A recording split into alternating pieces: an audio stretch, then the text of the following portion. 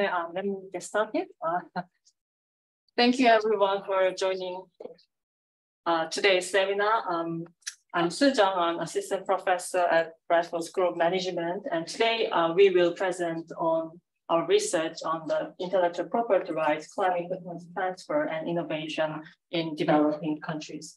So this is joint work with Kirsten from the Alan Turing and Robert and Kiva from the School of Law in Oxford and Bristol University. So let me get started by explaining the context of our problem. So, so I think we don't have the slides on the main screen. Okay, one second, please. Let me just check the screen sharing as well. Okay, I think I've shared that instead of the PowerPoint.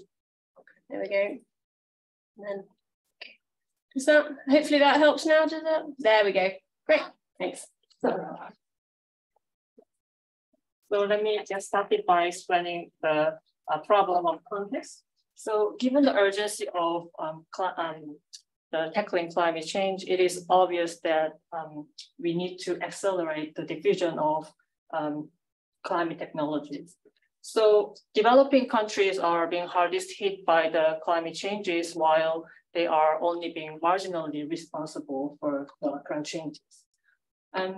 But the problem is most of the climate solutions have been developed and possessed by the developed countries. And most developing countries are insufficiently equipped with capabilities to handle the mitigation and adaptation issues. And given this context, the role of IPR, intellectual property rights system, has been quite controversial. So our research question is whether the current international IPR system inhibits or promotes current climate technology transfer and innovation in the developing countries. So when we say IPR system, we focus on the former IP protection mechanism, including patent, trademark, utility models, design right, and copyright. So this is the outline structure of our presentation. So let me briefly overview the background of our study, and Kiva will present the interview outcome of this study, and Kirsten will conclude with the political positions and the technical cooperation measures of the study. So let me get started by explaining two main building blocks of our study, the IPR and the climate technologies. The economic rationale behind the IPR system is quite intuitive. So due to the spillover nature of technology knowledge, it is the one who invests in research and development does not always capture value from their investment in R&D. So without the intervention mechanism to support the inventors to capture value from their innovation, it is difficult to achieve the socially desirable level of innovation. So the IPR system has been designed to correct this market failure by ensuring appropriation from the innovation. However, there have been ongoing debate on the effectiveness, the real effectiveness of the IPR system. So some people criticize the IPR system just create monopolies, so increase the price of the technologies, and even sometimes unnecessarily complicate the process of accessing and using the existing technological solutions. And sometimes even the patent owners refuse to license their technologies. So this ongoing topic, ongoing debate, there is ongoing debate on the effectiveness of the IPR system. And another building block is climate technology. So we understand that it is very difficult to define what is climate technologies, particularly given the fact that a single technology can be used for the multiple purposes. But to focus on our research question, let us just rely on the definition, the recent definition by UNFCCC, which is climate technology helps us reduce the greenhouse gases and adapt to the adverse effects of climate change. So it covers both mitigation and the adaptation area. And before we move on, we also need to acknowledge the fact that there, even within the climate technology, there's huge diversity. So the nature of climate technologies may affect the relevance of the IPR system. So, for example, the maturity, level of maturity differs across different climate technologies. So, but it is known that majority of climate solutions are already in their maturity state, while there are some emerging climate solutions which are still immature. And also, the level of complexity matters in this context. So some technologies need only a small number of patents to make final products, while other technologies need thousands of technological components to make final products, which makes the IP ownership fragmented widely and leading to high licensing cost in the end. And other than the maturity and complexity issue, the degree of tacitness and the proportion of secrecy in technology differs across different climate technologies. And before I move on to the existing empirical evidence on this topic, let me briefly touch upon current political debate on the international technology transfer. So the two different organizations, the UNFCCC and WTO, take a bit different approach in terms of international technology transfer. So UNFCCC puts more emphasis on the common but differentiated responsibility. So they highlight the responsibility of the advanced economies to transfer their existing technologies to support the developing countries. So IPR has been relatively untouched issue and controversial issue in this framework, but recent speech by UN Secretary General explicitly mentioned that IPR could potentially be a constraint in this area, technology transfer area. And on the other hand, different from the UNFCCC, WTO focuses more on basically builds on the principle of free trade and equal treatment. So they ask all the WTO countries follow the guideline, the minimum standard for the international IPR, which is TRIPS agreement. So it's trade-related aspects of intellectual property right. So some argue that this is unfair approach for the developing countries. So subsequent discussion after the TRIPS agreement try to amend these issues to some extent by making some exceptions for the least developed countries, like TRIPS waivers for the public health related technologies. So let me briefly overview our literature review on this area, the role of intellectual property right in international technology transfer and also innovation in the developing country. So we distinguish between indigenous and adaptive innovation in this area. So firstly, there are various routes of international technology transfer, including trade, licensing, and FDI. And IPR relevance in each route of ITT is different. And most of the studies in this area have focused on the technology transfer from global north to south. But we found a few recent studies also talking about the increasing importance of technology transfer from the global south to south. And as this is quite interdisciplinary topic, various scholars from different disciplines investigated this topic, and we found different conclusions depending on the field of study and the empirical focus as well. So, but we summarize the literature into these three categories. So basically, economics found the empirical findings from economics literature indicates that strong IPR regime increases the international technology transfer, and particularly these evidence have been concentrated on the transfer from north to north and few evidences exist there regarding north to south as well. But it seems regarding the latter, other factors also matters more in this context. And regarding the transfer from the south-south or south-north, there's a lack of evidence. And the second stream of literature is about development and international relations literature. And the empirical evidence basically shows the similar direction of relationship with the economics literature. And by contrast, the law literature have been focusing on how to amend the existing IPR system. And basically it assumes that the current IPR system may slow down the technology diffusion to the developing countries. I have one comment, Sejong, on the last slide.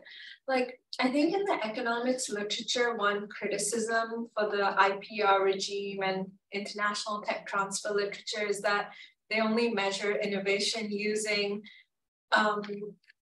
data that's very linked to the IPR regime. It doesn't actually measure innovation in ways that are not linked to the IPR regime. So almost by definition, you know, if there is a lack of an IPR regime, then you will, by definition, almost find very little patents and so on. So I think that even the North-North literature, it's sort of like the criticism is they're able to measure it because it's almost a product of the regime itself. And ideally, you'd want different measures of innovation to establish that relationship. I think we will come back to this point later, because I think this is one of the major conclusions that we can draw from the study, and it's also related to the question of intellectual property rights and formal intellectual property rights as we have them in patent data, but not in product data, for example. Okay. But you might learn something in this presentation also about alternative indicators which have not yet been used in the literature. Oh, so you use some of them? I know we don't use them, but we found that, for example, trademarks might play a bigger or might be more relevant as an indicator to study South technology transfer. Right. Cool. Yeah. Well, I'll see. So this is just summary based on the well-known and existing measures, as you said. So there are many discussions, even in this area, economics and development studies about the negative relationship between the IPR and IPT as well. So, and in terms of the innovation related technology, climate technologies in developing countries, we distinguish the indigenous and adaptive innovation. So the first one is indigenous innovation. So most of the many climate risks and relevant technological solutions are often very local. So solutions needed to solve these local, the region-specific climate changes are often very distant from the interest of the advanced economies. So to tackle these issues, the developing countries basically need to accumulate their own technological capabilities. And many of the adaptation solutions, and especially the water infrastructure and the agriculture adaptation is relevant to this area. And many parts of these solutions are relatively low-tech solutions and also nature-based solutions. And due to these characteristics, the South-South transfer may matter more in this context because they share a lot of climate risk. And given these characteristics, we can see that the international IPR has very weak relevance in this area, but domestic IPR can be relevant because it can encourage local innovators to engage more in the indigenous type of innovation. And another type of innovation is follow-on adaptive innovation. While many climate changes, climate risks are quite local, there also exist globally common climate issues such as energy transition and green transportation. So for these issues, these problems have been interest of already developed countries for a long time. So most of the solutions already exist there. And as most solutions are owned by few organizations in a few developed countries, so obviously north-south transfer matters in this context. And developing countries need to basically access and adopt these kind of solutions. And even going beyond that, they need to adapt these solutions to better meet the local demand of their country. So the e-rickshaw in India is an example. The components of the technology has been adapted from the advanced economies, but they adapt this technological component to meet the local demand of the country. I rode in one last week and it was great. So international IPR and the TRIPS agreement related discussion is relevant here because north-south transfer matters in this context. So strict IPR regime, on the one hand, can encourage the inflow of the foreign investment and the licensing to these technologies. But at the same time, it can discourage the domestic efforts on adaptive innovation due to the globally common level of novelty, criteria of novelty. So it's called the novelty trap, sometimes discourage the domestic efforts on the adaptive innovation. So this was a brief summary on the literature. And we conducted basically semi-structured interview to address this question. So we interviewed 4 experts from the 4 different developing countries: Bangladesh, India, Kenya, and South Africa. And based on the analysis of intended nationally determined contribution INDC report of each of these countries, we found some common aspects that they commonly put emphasis on the mitigation co-benefits while they prioritize adaptation technologies. And also the India and South Africa explicitly mentioned their right to grow given their industrialization plan of coming decade. And the exceptional point we found is India. So this country explicitly puts emphasis on the international R&D collaboration. They asked for support in this area and also IPR issues as well. This is quite contrast with the INDC report of the other developing countries we investigate. So let me hand it over to Kiva for the interview results. Thank you. Okay, so my name is Kiva Ring. I conducted the interviews with Robert Burrell, and our overall research design for the fieldwork followed a case study approach. So we followed the approach of Robert's stake. And essentially each of the countries studied was considered a case being a bounded phenomena that you study in its own right. We treated the countries as instrumental cases. So an intensive study of each country was instrumental to our broader research questions and developing understanding on the relationship between intellectual property law development and climate technology innovation. Because we were doing case study research, this is non-probability sampling. So we were looking for people who we thought were specifically well-informed about these topics, not sampling from a general population, but rather looking for elites. So we spoke to people from a number of different categories. So academics, entrepreneurs, policymakers, diplomatic officials, government officials, depending on different criteria. And in each case study, we spoke to 5 interviewees, so 20 semi-structured interviews in total. So the interviews were conducted online. Typically, interviews lasted from 45 minutes to an hour, although sometimes they went on a little bit longer. And we had an interview guide that was developed from the literature review that we did, so focusing on the areas of technology transfer, foreign direct investment, indigenous innovation, and adaptive innovation.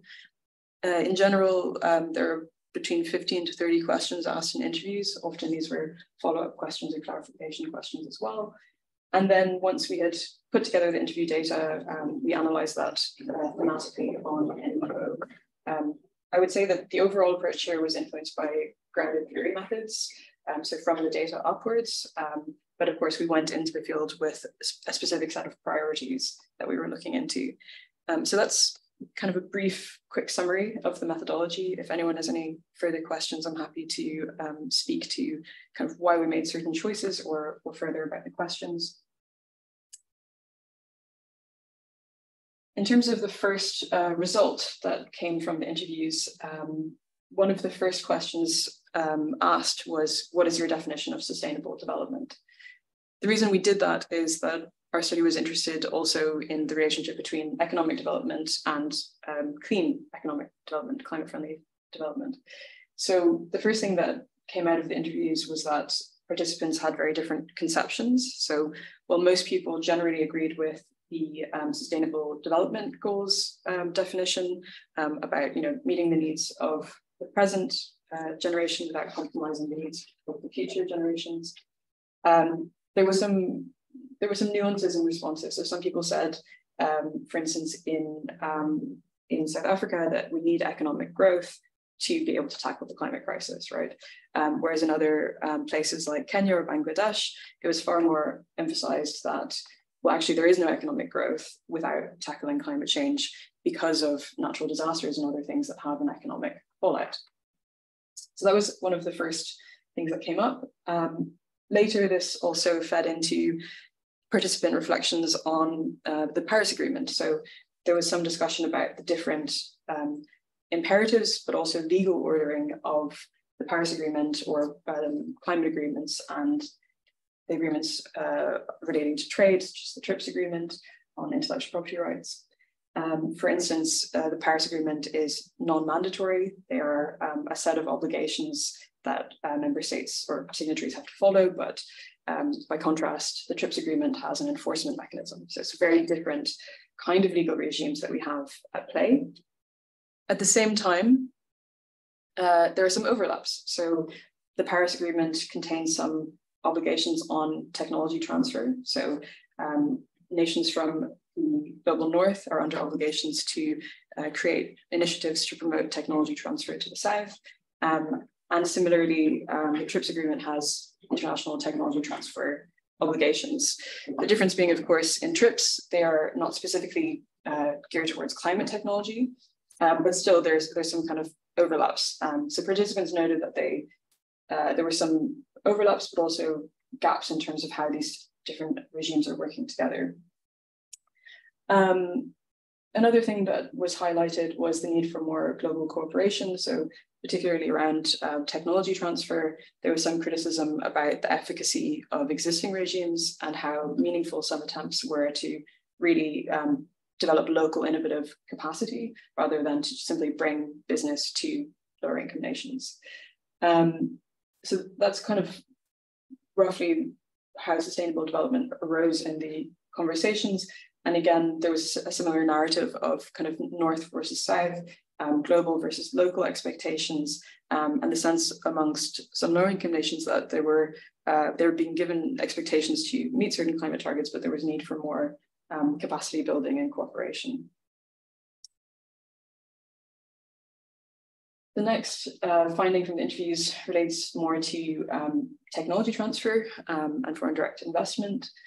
So perhaps one of the interesting insights was that intellectual property rights weren't deemed to be entirely relevant or not as relevant as emphasized in the literature in terms of international technology transfer.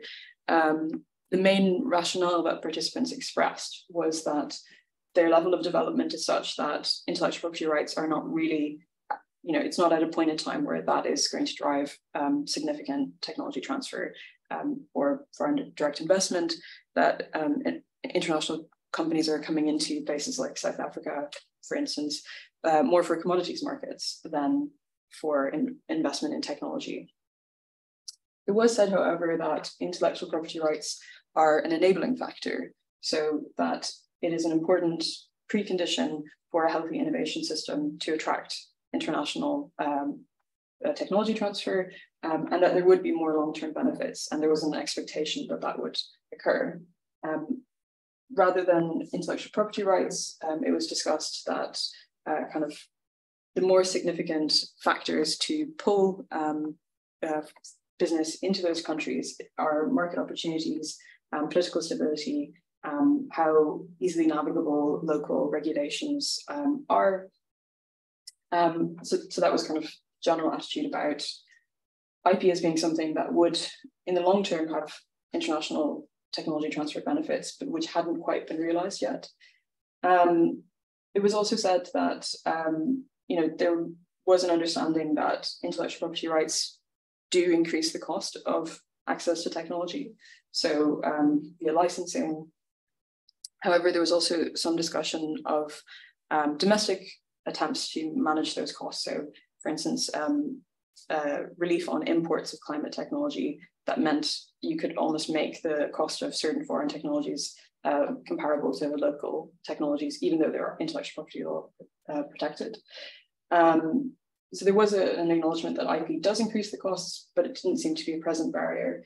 Another reason why being relevant also to the fact that many of the technologies are simply not relevant to the domestic context.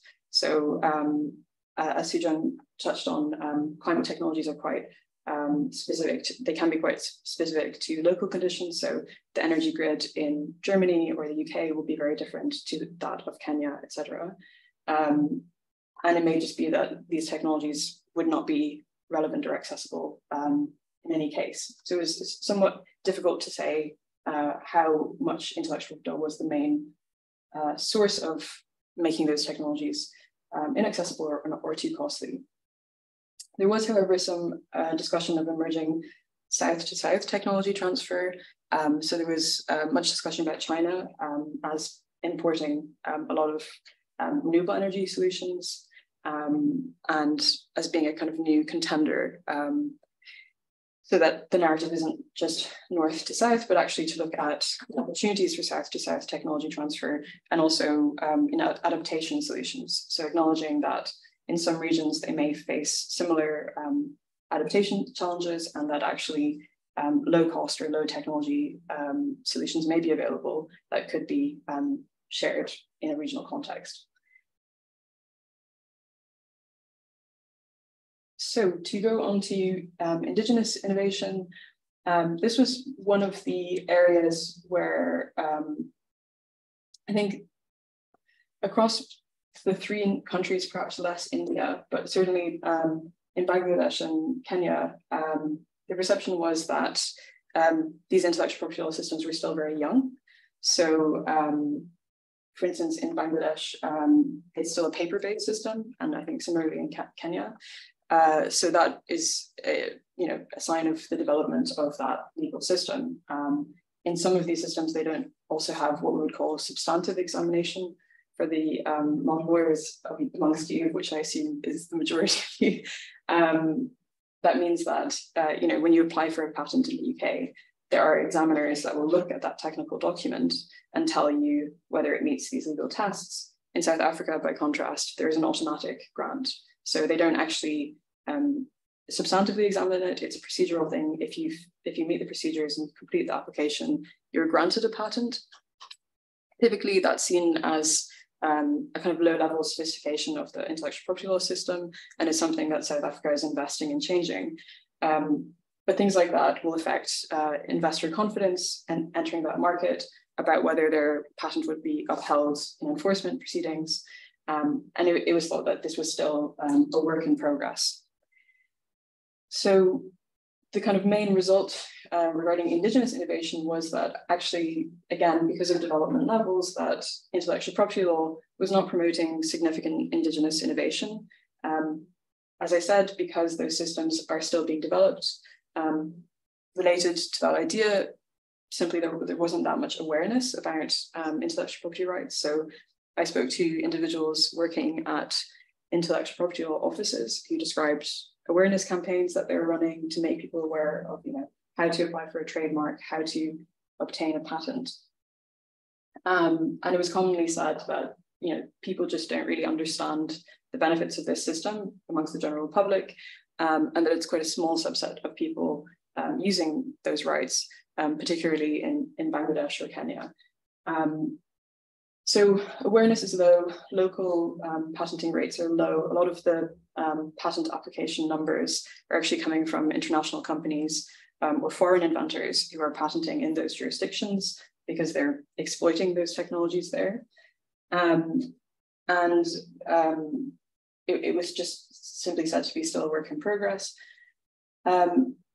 There were some intellectual property rights that were thought to be more relevant than others. So trademarks came up often in conversations. If we bear in mind in certain jurisdictions, there is more of an informal services market or more SMEs. Trademarks are a useful way for, or are something that are intuitive to that kind of business model. And in fact, one of the interviewees was an expert on, or kind of someone with a long diplomatic career in international intellectual property law. He said that commonly we see this trend whereby people establish a trademark system before they get to more onerous rights, or onerous in the sense of patent applications cost much more technical knowledge is needed. And in some of these jurisdictions, there also isn't the base of experts, so lawyers, for instance, that know how to draft an application or how to even take that to a different jurisdiction, for instance. So trademarks were seen to be more accessible and more responsive to the development setting. Similarly, utility models. So I don't want to get too technical on this either in terms of lawyerly language, but utility models are essentially a low-level protection for technical inventions. So instead of having a patent, which is a 20-year right over a technical invention, a utility model is often 8 to 10 years over something that's not deemed as novel, but sufficiently novel that you should get a limited property right over it. So utility models were deemed to be relevant because they refer to kind of lower tech or lower complexity technologies. And there was less of a hurdle in terms of the knowledge required to make an application or kind of the technical complexity there. And in general, it was thought that there was need to develop local innovation systems before IP really could take root and be used fully. So that's on indigenous innovation. In terms of adaptive innovation, there was some discussion of how the international intellectual property law system could restrain adaptive innovation. So one of the findings from the theoretical literature, which Sujong mentioned, is that of novelty traps. So Benoliel and Dreyfus wrote a paper looking at a change in law in New Zealand to basically set out this idea. And novelty traps basically refers to a test in intellectual property law. So the novelty standard is part of a test you need to fulfill to get a patent. And it's essentially a technical barrier based on how novel the invention is. So you have to show that this is different to the set of things that has been made previously. And in the international system, there is, in many jurisdictions, they have almost a global novelty standard. In practice, what that means is lower income nations would have to meet the technical novelty standards that higher income nations with more advanced capabilities would be meeting. So this was reflected in interviews as something that could actually restrain adaptive innovation. So because there is this high threshold for what counts as novel, low cost or low technology solutions may fail to meet that standard. And that was something that came up in interviews. By contrast, utility models were deemed positive, were viewed positively for that reason. So because they tend to refer to less advanced technologies, it's more suitable to a climate context where you're looking for a low cost, light solution, perhaps for agriculture in a rural area. You're not looking for something that requires a lot of infrastructure or related technical learning. And then there was also discussion of kind of right to repair limitations. So only one interview mentioned this, but there is a climate dimension to this, which is that in patent law, there are some restrictions on your ability to repair an invention. The reason being that repairing something can sometimes look like reverse engineering or making. And of course, in a climate context where we want kind of circular economy models, limitations on your right to repair are problematic. And then finally, there was also some discussion of IP relevance. So saying that, for nature-based solutions that will not pass the novelty standard, intellectual property law is not really meaningfully incentivizing those kind of lower tech solutions or organizational innovations, which typically you cannot get formal IP protection for. An example of that might be a drought management system. That's not something that IP would protect, but equally it is very meaningful in terms of its climate impact. Finally, one thing that came up during interviews were some comparisons between COVID-19 and the climate. Frequently participants, this was the biggest news story about IP that they had heard in recent years. And there were some similarities drawn between the problem of climate change and COVID-19, as well as differences highlighted. So just to say very briefly, they're both global problems and both problems which need a huge innovation response. However, the differences were highlighted in terms of the markets and the technologies relevant. So in the case of COVID-19, there were a few pharmaceutical companies producing vaccines, and it's more of an oligopoly situation. I won't conclude on that point because I'm not an economist, but participants were aware that there were fewer players, whereas in the climate context, there were vast markets with competitive conditions and many substitute technologies. Similarly, as Sujang highlighted, there are many more relevant rights over a climate technology in general than there would be over a vaccine. And that many of the relevant rights have actually expired for certain technologies. So some of the kind of expert interviewees that we spoke to, a number of them were able to touch on these ideas and basically draw differences. So between the two, of course, because there have been some comparisons in the news between these two examples. So that concludes the interview empirical component. I'll hand it over to Christopher. Okay, so then I will finish our presentation by giving an overview on what we learned from the analysis undertaken. So in terms of political positions, you already have seen a quote mentioned by this guy, Antonio Guterres, who mentioned that in order to address the climate crisis, we have to undertake every effort and undertake IPR in its current state, a severe revision, and we might reconsider our way of dealing with the IPR at the international level. And the two relevant organizations in place are the WTO and the UNFCCC, as Sujung already mentioned earlier in the beginning. And for both of these organizations, we can derive political positions, and I will go through them by discussing 4 proposals for amendments that have been made related to international IP law, the TRIPS agreement. The first is compulsory licensing. This had been used and immensely discussed in the context of COVID-19, which essentially means the free use of a designated patent. Often compulsory licenses are limited to least developed countries. But our results showed that the debate was rather perceived as being destructive rather than helpful. Because often especially if we limit the compulsory licensing to least developed countries, this doesn't help because the absorptive capacity in these countries is lacking. And often we have very capital intensive technologies. And first you have to build up the manufacturing capacities before you can even start about thinking the relevance of getting access to the patented knowledge for these technologies. And I mean, the same had become visible for COVID-19. What does it have to have a TRIPS waiver for vaccines if you're not able to produce them?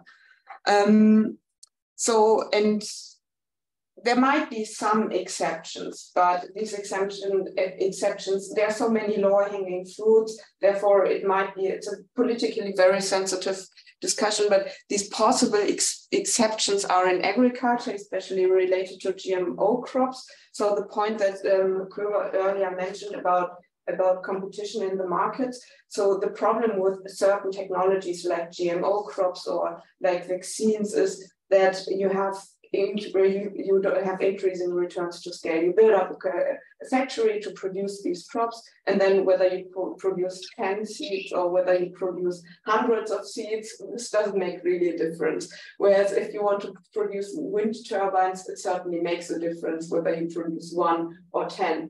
And therefore, there are some cases where we also have increasing returns to scale, where IPR might be an issue, or in medicines. But yeah, these are the very few exemptions, and we need to find out whether this really plays a role. So the conclusion related to compulsory licensing, which was heavily discussed, is that it's rather perceived as being destructive, and we should better focus on those solutions which are low cost, which are much easier to achieve. And then there was a second proposal that had been put on the table, and this is the general exclusion of climate technologies from patentability. So which means that you cannot file any patent for a climate technology. We might encounter a very big practical difficulty, because what is a climate technology?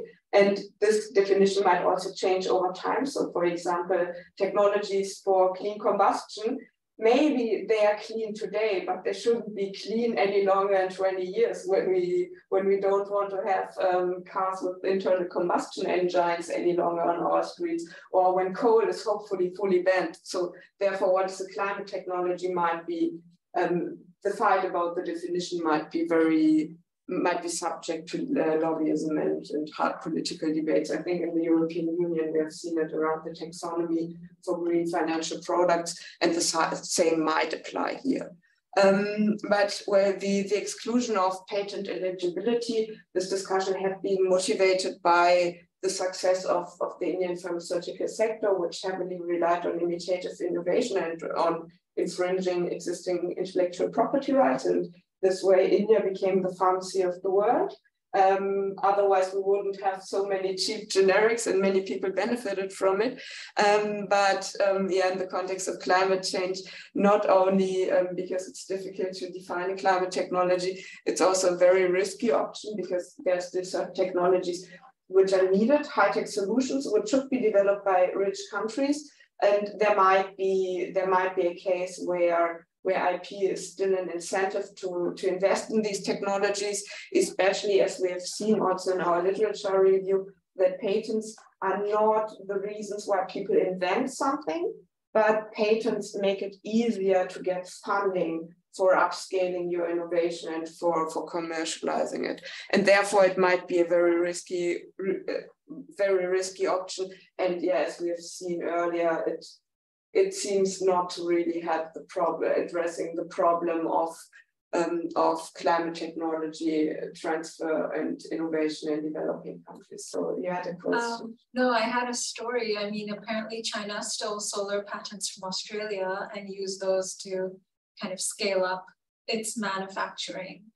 And so that, I mean, you give the Indian pharma example, but I feel for your piece, this sort of China taking a lot of solar patents and infringing upon them, and that sort of helping them, you know, catalyze mass manufacturing was also part of this. Yeah, and no, I don't speak as a policymaker, but and it would be really hard to take a position. But if you ask me personally, I think they have done something very good for the world. Otherwise, solar PV panels wouldn't be so cheap. And for the discussion on technological catch-up, so there are many cases. Also, Germany had in the beginning of its economic and technological development process.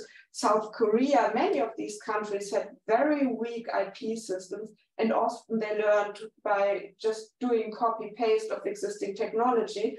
And this is a way of learning. And this is a different discussion. And I mean, for the context of climate technologies, I mean, of course, you're right, there are overlaps.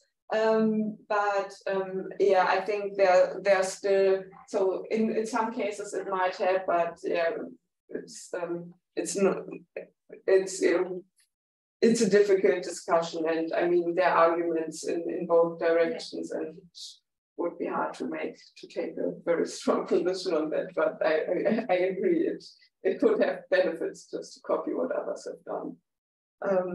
Okay.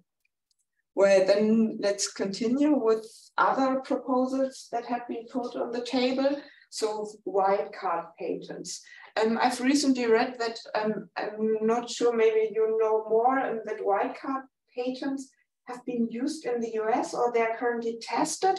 So the idea of wildcard patents is that you prolong the protection of a profitable patent, and you get this you get the longer protection in exchange for the development of a non-profitable option. So, for example, in the case of antibiotics, this had been discussed, because antibiotics, they shouldn't be profitable, so you shouldn't sell them too much. You should use them only in very specific cases. If there was, I think in the US, they're testing this option now, and firms get an advantage, or they can use another very profitable patent longer, and in exchange for developing new antibiotics. But the problem with this kind of mechanism is that it's very unfair. So why should people who are suffering from diabetes, why should they pay more only because we need any mechanism to reward firms to develop these medicines? So there could be much more efficient ways and much fairer ways to compensate firms for undertaking the effort in developing these technologies. So, and the same would hold for climate technologies. This had been discussed, and there are some climate technologies, especially, for example, in adaptation in developing countries, where there's no big market, not much purchasing power, that this could incentivize firms to develop solutions for these countries. But yeah, as I said, it's a very strange mechanism of getting funding for innovation. It would be just fair to use tax incentives, or to make the public pay for it, instead of a small group which is heavily dependent on having access to a certain technology. Well, then there was another proposal put on the table, and this is a bit the opposite of relaxing patent protection. This is patent term extensions. And this originates from the economic rationale of the double externality problem. So developing climate technologies is good in two ways. On the one hand, it helps protect the global common good of climate change mitigation. On the other hand, it's good because new knowledge is produced, and knowledge has certain externalities because it's difficult to exclude others from the use. And therefore, by extending the patent protection on climate technologies, we would have stronger incentives for inventors to develop new technologies. But yeah, given from that what we've seen in the literature review, it doesn't seem really to be the case that technologies are invented because they have a patent protection. It's rather just for upscaling. And what we have also learned in our studies, that many of those climate technologies, which are relevant for the development context, but also in developing countries, developed countries, are old technologies, and they are so cheap, and many other firms could enter the market because the patent protection expired. And therefore, this would be a little bit the opposite, and it seems to be rather harmful than a good proposal. Okay, then there's not only IP policy that could be amended to promote technology transfer and innovation in developing countries. So one point was already mentioned earlier, that is the interpretation of law. So there are both in the WTO and in the UNFCCC, we have commitments for technology transfer. but the wording is so vague, and both mechanisms or both areas are so disconnected that it's really hard to use this as a legal case, and technology transfer commitments could be made binding and very precise, also tied to the needs of the countries to make these mechanisms effective. And then this is a bit related, technology transfer.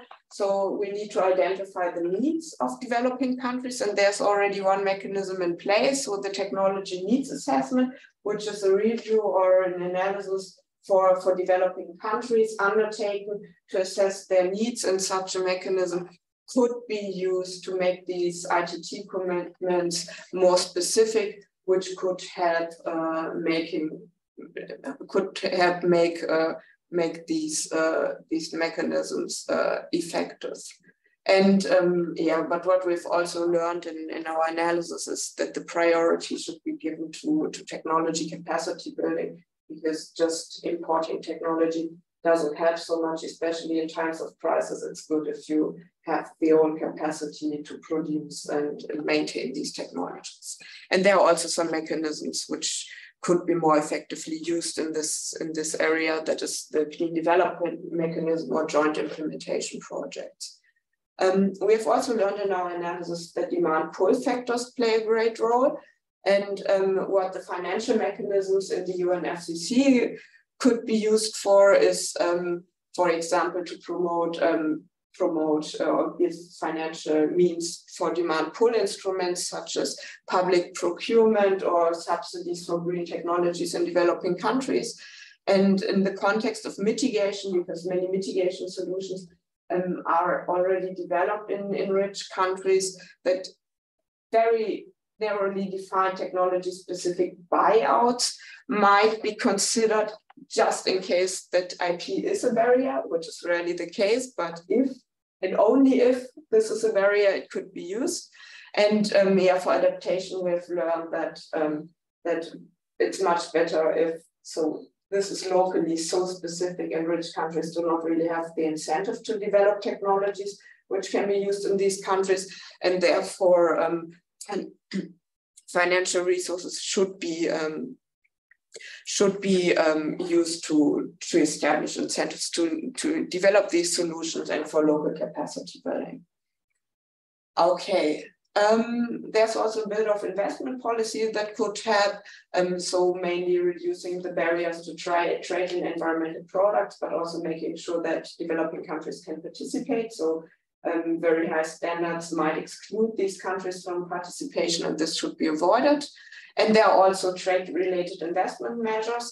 And very often what the interviews have shown, and also the literature reviews, that FDI projects often are not associated really with the technology and knowledge transfer. Very often they go into commodities or mining projects or just cheap production. But it could be, investment policy could be redesigned in a way that local capacity building is promoted. So for example, by making training requirements obligatory, and by enforcing a stronger inclusion of domestic producers in different ways. Okay, this section will be rather short. So technical cooperation measures, so what developing countries could undertake themselves, but also how developed countries could help.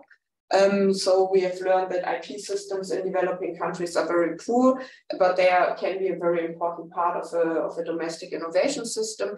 And we've learned that lower level of IP protection mechanisms could be or should be built up. So for example, utility models, but also trademarks, and but what's also needed is IPR training and awareness campaigns. Then on the non-IPR side, we have learned that local capacity building is key for these technologies, and also the buildup of local manufacturing capacities for these technologies. And capability building can be promoted by R&D alliances, for example, by establishing stronger links between the education sector and local industry, as we also have it in many rich countries where it's part of a functioning innovation ecosystem that you have very strong links between education, research, and industry. And we have also seen that demand pull policy is very important, which includes climate regulation and markets for green technology, which also might include mechanisms like carbon pricing.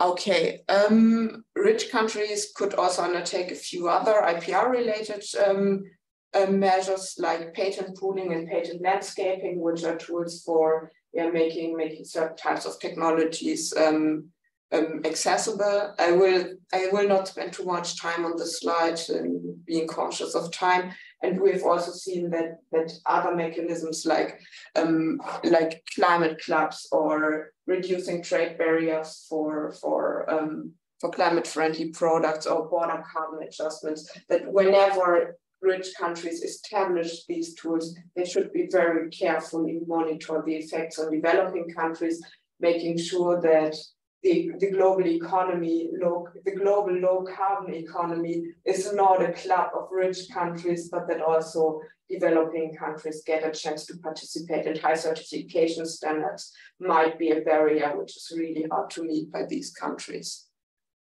Okay, then concluding remarks. So we have learned that IP is really not the first problem on the climate agenda for developing countries. Very often high-tech, low-tech, and nature-based solutions are much cheaper. And we should probably first address issues related to climate finance before we touch the hot topic on IP-related issues. I mean, I don't say that it's not important to touch the debate, but we should not waste too much of our resources on it. And yeah, demand is key for diffusion and scaling up, which also includes financial incentives and having the financial capacity, but also regulation. And we have learned that indigenous innovation is strongly dependent on local capabilities, and indigenous innovation, it's not only relevant in the context of adaptation, where others do not have an incentive to have, but also in times of multiple crises. COVID has shown us that in the end, solidarity might be a little bit more limited, in reality more limited than it's sometimes stated in the big claims, and therefore indigenous capabilities might be very relevant, especially in times of crisis. Okay, unfortunately, we are very close to 3 p.m., but I think we still have time for questions, and I mean, yeah, I look forward to a discussion. Thanks. Yeah. Do you think your conclusions could change in the future, where if we innovate in green steel or green aviation or some of these more high-tech solutions, and maybe it might be the case that some of those are more amenable to patenting, like green steel and green aviation. And I'm just wondering, right now you sort of say that most climate tech, it isn't the patent, it doesn't have high patentability, or many of the patents have expired, renewables, etc. But I'm sort of thinking about the last 25% to reach net zero. And my guess would be that a lot of those solutions in aviation and steel might be actually very much the type of things people do patent. So I'm just wondering how your conclusions would change for that last. So I think particularly for steel, the point is, so to my knowledge, it's mostly about hydrogen. So it's not too much about the combustion technique. I mean, I agree, it still plays a role, but I would say it's very capital intensive. And first, so related in relation to the amount of capital investment that you need, the licensing costs, to me, just as a guess, I mean, Sujung might give a more competent answer related to the technological complexity, but my guess would be that they are so capital intensive that IP costs play a minor role, especially when it's mostly about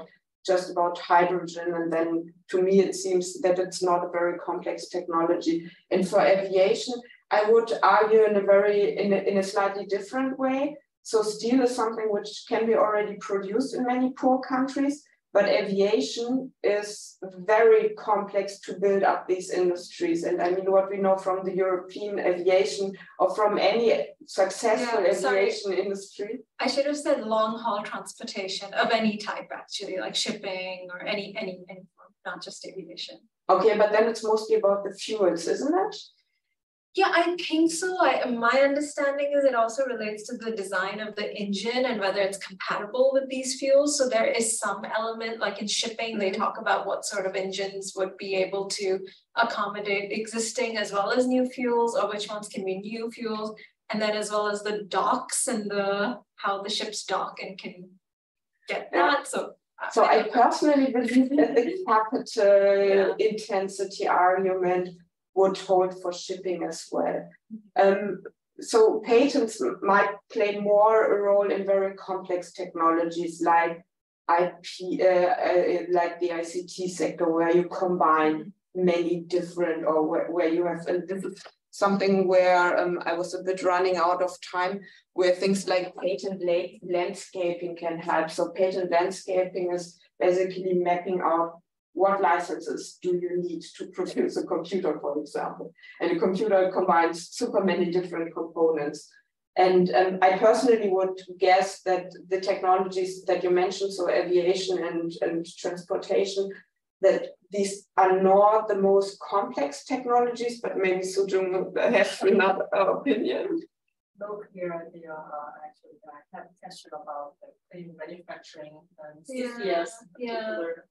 During this study, whether IPR actually has not too much relevance in the technology's context, because we haven't invested much details on this clean manufacturing CCS related. Yeah, and I have to admit, I personally believe clean manufacturing is so heterogeneous, or at least what I know about it. I think it's a lot about the source of energy, but also about material, and then chemistry comes into play. And I think chemistry and material science might be a bit more complex, but I don't know enough about it. But chemistry and medicines, this is also what we've seen in the literature review. So if there are very few studies that find that IP systems do play a role, and if the studies find evidence, then very often it's just limited to the chemical sector. Or where IP is a driver of innovation. But I mean, a driver of innovation is something different than a driver of diffusion or a barrier to diffusion. I think you have a point there. Check with a question from Peter. Peter, do you want to speak? Yeah, sure. I can also speak. Thank you, all three. So I just wanted to connect a second to the alternatives you mentioned about using IP rights to speed up the green transition, or the other purposes you mentioned. So I was just wondering if you also came across ideas to introduce tax benefits on green patenting, and if so, could you maybe discuss what that would mean towards the evolving boundary of green technology? Ooh, the evolving boundary of green technologies. This is so we have another study where which is called the working title is The Evolving Boundary of Green Technologies, where we investigate changes in our understanding and definitions of green technologies. But tax incentives, so there are some discussions about similar instruments like reducing the fees, the application fees for green patents. And this is the point where the definition of green technologies becomes important, because as an inventor, not only the fees, but there are also some discussions about, and I think the USPTO is currently testing it, reducing the examination time, or getting preferential access to a fast track examination process, which could be a very strong incentive for inventors to file these patents. And in this case, it is very important what we define as a green technology, because, I mean, do we want to have more clean coal patents? I think I personally don't want them, but then it becomes then Peter, I think you mentioned the right point. At this point, it becomes very important how we define these technologies, because we decide the direction of technological change, of green technological change that we want to have. I mean, just think about nuclear energy. There's no consensus about its sustainability. I mean, it's low carbon, but it's certainly not sustainable. Yeah, okay, thanks. So I think wants to go home. Yeah. So if there are no further questions, I mean, you're all invited to drop us an email, and I hope we will also be able to share the study very soon. And yeah, then thanks for coming. Thanks to those attending online. And yeah, I hope you had a nice